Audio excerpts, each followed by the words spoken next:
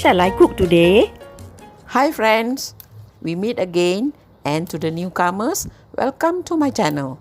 Today, I will be sharing yet another simple and easy to cook recipe. So, stay tuned guys. Let me get my ingredients.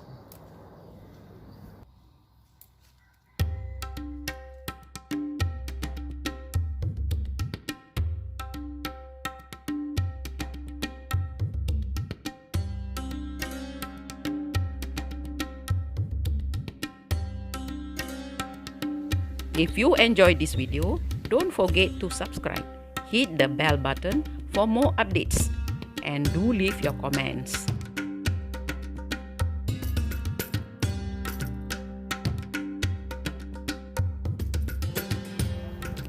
Okay friends, I'm going to cook now. To prepare this salad, we will first finely cut the pengaga leaves. Pengaga leaves are best eaten raw. So this recipe will help those who find eating raw vegetables difficult. It is a fresh and flavorful salad, also very healthy. Next, we chop the shallots. Here I use shallots because it has sweetness that will help the salad taste better.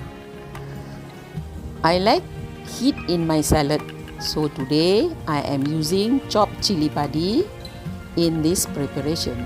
It is optional, but I recommend you add in at least one normal fresh chili seeded to enhance the flavor and to give a beautiful color to the salad, just like a cherry on a cake. Cantiknya. The most important part in preparing this salad is the sauce. Prepare your sauce separately in a bowl and taste. It should taste sour, sweet, a little heat and enough salt.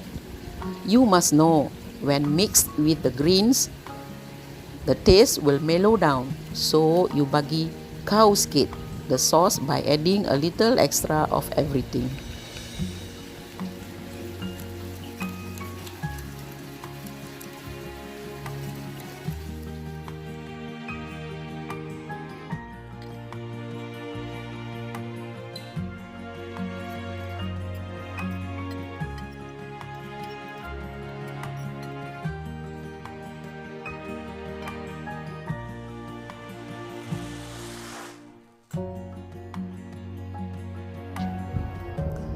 Into the greens, we add the freshly grated coconut. The combination is simply marvelous. If you are using refrigerated coconut, make sure it is at room temperature before adding into the pengaga mixture. Barulah sebati the kerabu. When mixing the ingredients, please be gentle. You don't want to bruise the pengaga and lose the crunchiness. Nanti tak sedap lah. Gaul jangan guna tangan tau, nanti cepat basi.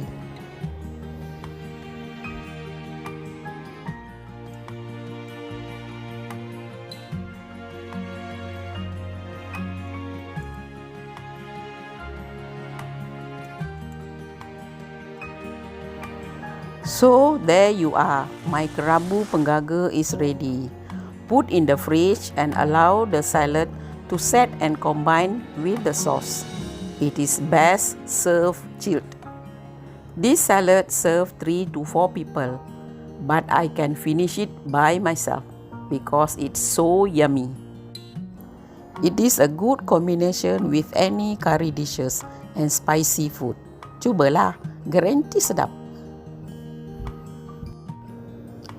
If you like this recipe and enjoy this video, give this video a thumbs up and share with others. I would like to hear from you in the comment section.